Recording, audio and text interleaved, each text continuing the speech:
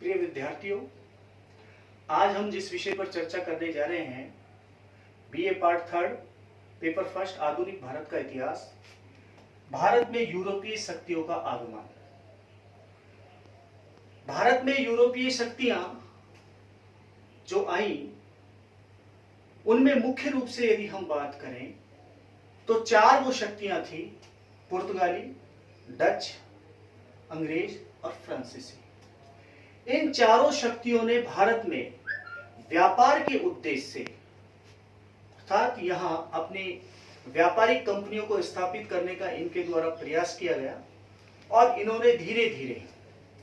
भारतीय राजनीतिक मामलों में अपनी पैठ जमाना प्रारंभ कर दिया। जैसा कि उल्लेखित है कि 15वीं शताब्दी के अंत तक जब हम बात करें, तुर्कों का जब कुस्तुनतुनिया पर एकाधिकार स्थापित हो गया और यहीं से जो जलमार्गों की एक तरीके से खोज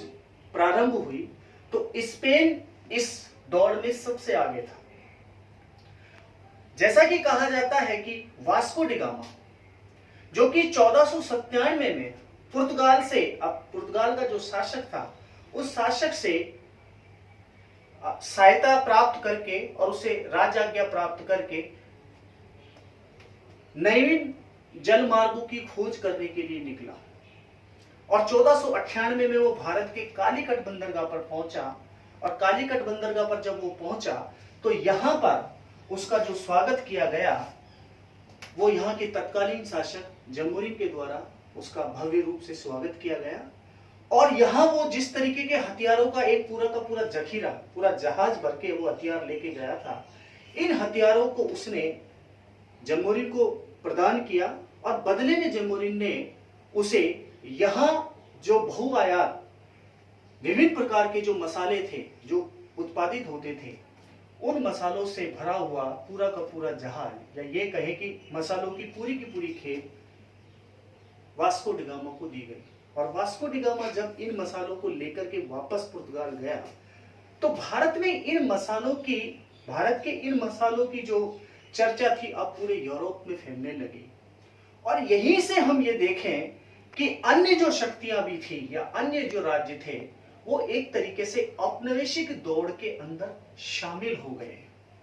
कहा जाता है कि 1498 में जो पुर्तगाली नाविक वास्को डी गामा के द्वारा जो ये खोज की गई, तो यहां पुर्तगालियों ने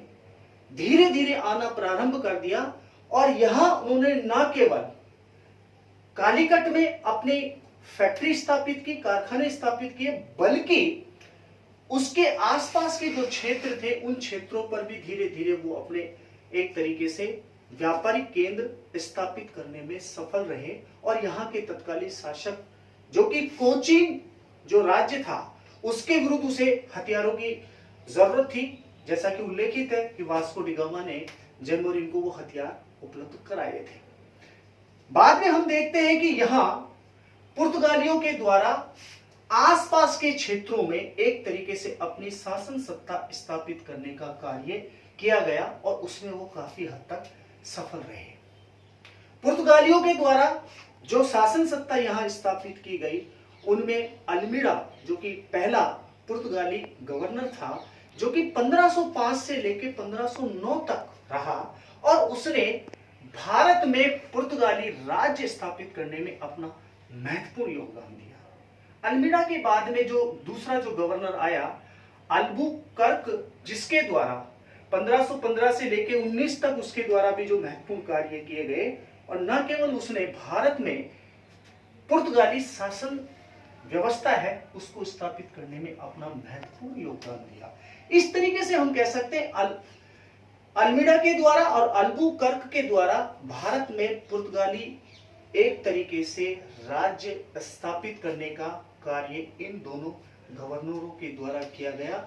यद्यपि पुर्तगाली भारत में जो आए थे, वो आए थे व्यापारिक उद्देश्य से, लेकिन कालांतर में ये व्यापार से धीरे धीरे भारत के राजनीतिक मामलों में भी उनका हस्तक्षेप बढ़ता चला गया। और यहाँ इन्होंने जहां जहां अपने कारखाने या व्यापार के केंद्र स्थापित किए थे, उन केंद्रों में अपनी अलग से सेना स्थापित करना शुरू कर दिया, अपनी शासन व्यवस्था अलग से स्थापित करना शुरू कर दिया। इस तरीके से भारत में पुर्तगाली अब जमने लगे। पुर्तगालियों का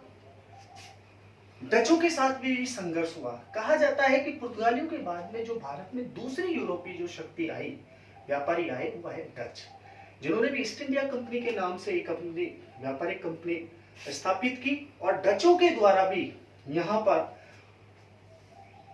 पुर्तगालियों के आसपास के जो क्षेत्र थे उन क्षेत्रों पर धीरे धीरे अधिकार स्थापित करने का प्रयास किया। कहा जाता है कि 1757 में बेदारा नामक स्थान पर पुर्तगालियों के बीच में अंग्रेजों के बीच में और डचों के बीच में एक युद्ध हुआ, क्योंकि डचों के बाद में जो दूसरी प्रमुख जो शक्ति यहां पर आई वो थे अंग्रेज। ब्रिटिशर्स जो भारत में आए, जिनके बारे में उल्लेखित है कि 1600 में इन्होंने महारानी एलिजाबेथ से राजाज्ञा प्राप्त की और राजाज्ञा प्राप्त करने के पश्चात कैप्टन हॉकिंस के नेतृत्व में एक हेक्टर नामक जहाज जो कि हिंदुस्तान की तरफ आया और यहां आकर के नहीं उन्होंने तत्कालीन उस समय जो मुगल शासक थे, कहा जाता है कि हेक्टर जहाज का जो कैप्टन था कैप्टन हॉकिंस ने 1608 में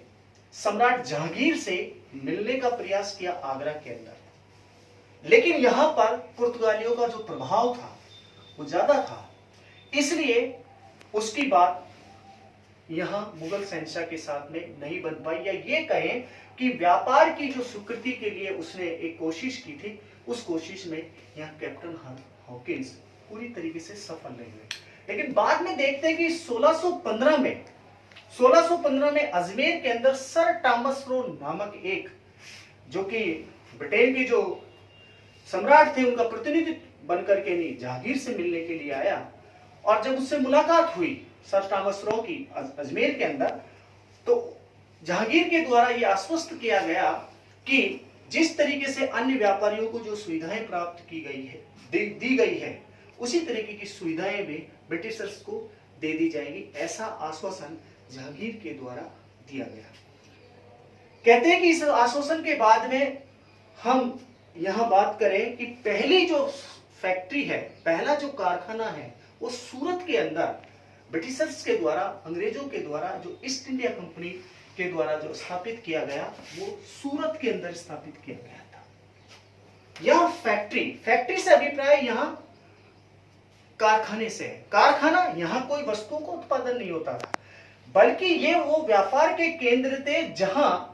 यूरोप के अंदर या इंग्लैंड के अंदर जो वस्तुएं निर्मित होकर के, तैयार होकर के हिंदुस्तान आती थी और यहीं से वो भारत के बाजारों में बिकने के लिए जाती थी, इसलिए इनको यहाँ